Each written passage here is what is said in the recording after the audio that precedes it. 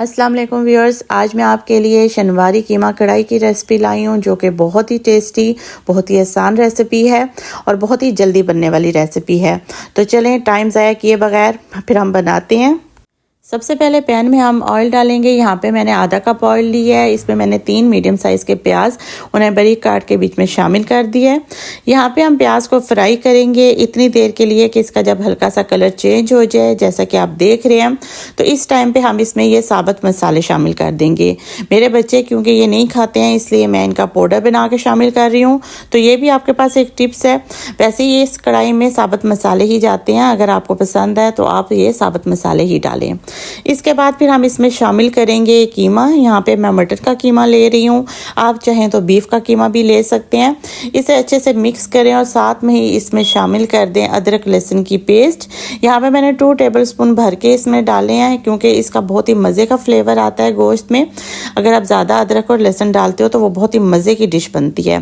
साथ ही हम इसमें नमक और ये साबुत मसालों का पाउडर ये शामिल कर देंगे और इसी टाइम पे आपने बीच में टमाटर भी शामिल कर देने हैं। मैंने यहाँ पे 3 मीडियम साइज़ के टमाटर लिए थे, लेकिन मैं क्योंकि इस टाइम पे भूल गई थी और तकरीबन 1 मिनट के बाद मैंने दोबारा इसमें ये टमाटर शामिल कर दिए थे और साथ में ही मैंने सब्ज़ मिर्चें भी शामिल कर दी थी।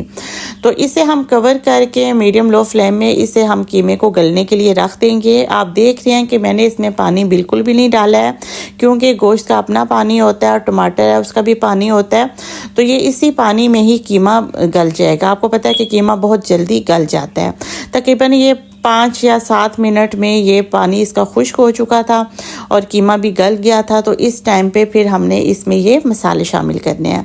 अच्छा, इसमें ज़्यादातर साबुत मसाले ही जाते हैं। जैसे मैंने कुटी हुई मिर्चें डाली हैं, कुछ साबुत मिर्चें डाली हैं, थोड़ी सी हल्दी डाली है, दही मैंने इसमें 3 टेबलस्पून डाली है।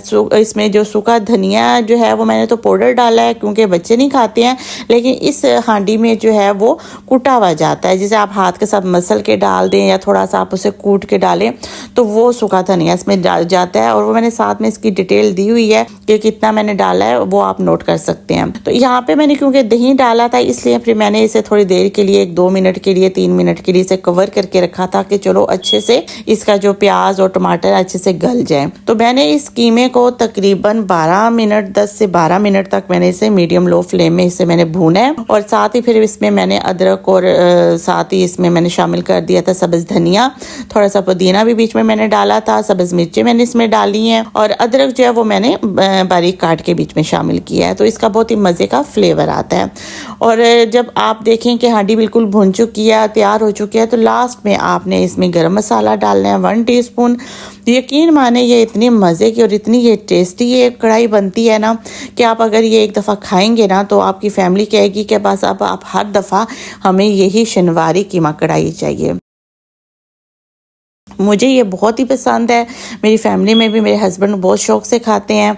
और इसमें आप यकीन करें कि इसमें पिसी जो मिर्चें हैं वो नहीं जाती हैं, इसमें साबुत मिर्चें जाती हैं और उनका एक अलग ही टेस्ट इस कढ़ाई में आता है। तो आप ये ज़रूर बनाएं, ज़रूर ट्राई करें। आप इसे पराठे से खाएं या आप रोटी से खाएं या आप इसे राइस के साथ खाएं।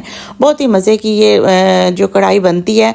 और अगर आपको अच्छी लगे तो मेरे वीडियो को लाइक करें, मेरे चैनल को सब्सक्राइब करें और शेयर भी करें।